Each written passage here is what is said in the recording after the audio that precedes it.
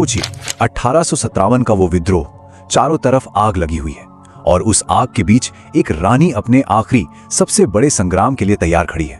आज हम रानी लक्ष्मीबाई की कहानी के उसी आखिरी चैप्टर को खोलेंगे, एक ऐसा चैप्टर जहां हार में भी एक अमर जीत छिपी थी। तो कहानी की शुरुआत हम सीधे अंत से करते हैं। तारीख थी 17 जून 1858। जंग का मैदान। एक ब्रिटिश कैप्टन जो कुछ अपनी आंखों से देख रहा था वो इतिहास में दर्ज होने वाला था। एक अकेली योद्धा जो हार मानने को तैयार नहीं, आखिरी सांस तक लड़ रही है, और वो कोई और नहीं, झांसी की रानी थी। लेकिन यहां एक सवाल उठता है, आखिर एक रानी, एक शासक उस मुकाम पर पहुंची कैसे जहां दुश्मन भी उन्हें अपना सबसे बड़ा, सबसे खतरनाक खतरा मानने लगे? इसका जवाब जानने के लिए चलिए थोड़ा सा वक्त में पीछे चलते हैं।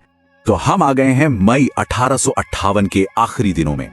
कालपी में विद्रोहियों को एक बहुत बड़ी हार मिली थी, इतनी बड़ी कि उनकी हिम्मत लगभग टूट चुकी थी, उम्मीदें खत्म हो रही थीं और हालात बेहद नाजुक थे।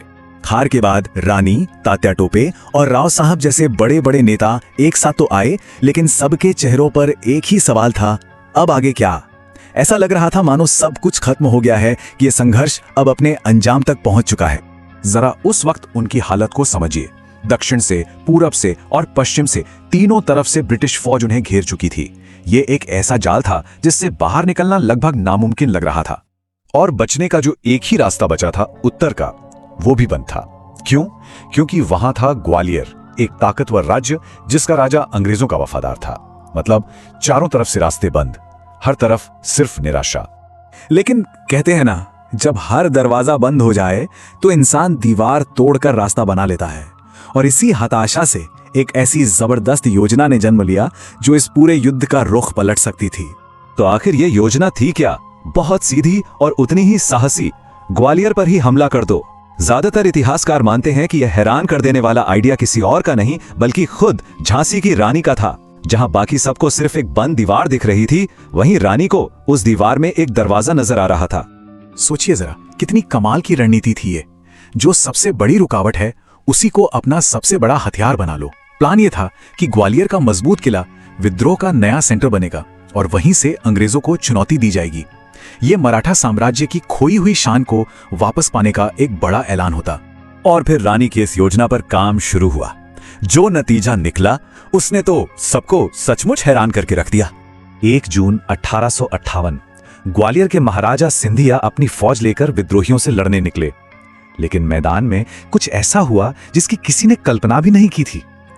जैसे ही विद्रोही घुड़सवारों ने हमला किया, सिंधिया की तोपों पर कब्जा कर लिया और फिर सिंधिया की पूरी सेना ने पाला बदल लिया और विद्रोहियों से जा मिली।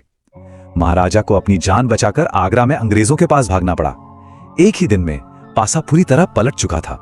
ग्वालियर पर जीत के बाद विद्रोहियों ने फौरन एक नई सरकार बना ली। नाना साहब को पेशवा घोषित किया गया, जो मराठा साम्राज्य का सबसे बड़ा पद होता था। देखिए, ये सिर्फ एक जंग जीतना नहीं था, ये एक राजनीतिक ऐलान था। और इस नई बनी विद्रोही सेना की कमान सीधे रानी लक्ष्मीबाई के हाथों में सौंपी गई। लेकिन जीत का ये जश्न ज्यादा दिन तक नहीं चलने वाला था। अब कहानी का फोकस अंग्रेजों की तरफ जाता है, जहां एक बेहद खतरनाक जनरल इस नई बगावत को जड़ से उखाड़ फेंकने के लिए तैयार बैठा था। इस जनरल का नाम था सर ह्यू रोज। वो बीमार थे और अपनी कमान छोड़कर भारत से जाने ही वाले थे कि 4 जून को उन्हें ग्वालियर पर विद्रोहियों के कब्जे की खबर मिली और बस उन्होंने अपना इरादा बदल दिया। सर ह्यू रोज फौरन समझ गए कि ये कोई मामूली बात नहीं है। वो जानते थे कि अगर ग्वालियर को जल्दी वापस नहीं लिया गया तो विद्रोह की ये आग पूरे मराठा इलाके में फैल जाएगी और इसे रोकना नामुमकिन हो जाएगा। ये एक बहुत बड़ा खतरा था और उनके पास वक्त बहुत कम था। मॉनसून की बारिश शुरू होने वाली थी और अगर ऐसा हो जाता तो फिर किले को घेरना नामुमकिन हो जाता। इसलिए सर ह्यू रोज ने एक पल भी बर्बाद नहीं किया। फौरन अपनी कमान वापस संभाली और अपनी फौज के साथ ग्वालियर की तरफ बढ़ चले, आखिरी और निर्णायक जंग के लिए। और बस यहीं पर कहानी घूमकर वापस उसी जगह आ जाती है जहां से हमने इसे शुरू किया था, रानी की शहादत। लेकिन अब हमें पता है कि उस आखिरी पल के पीछे की कहानी क्या थी। ये एक ऐसी हार थी जिसने उन्हें हमेशा के लिए इतिहास में अमर कर दिया। और उनकी बहादुरी का सबसे बड़ा सबूत जानते क्या है? उनके सबसे बड़े दुश्मन सर ह्यू रोज के शब्द। उन्होंने खुद कहा कि रानी लक्ष्मीबाई भले ही एक औरत थीं, लेकिन वो विद्रोहियों की सबसे बहादुर और सबसे बेहतरीन मिलिट्री लीडर थी।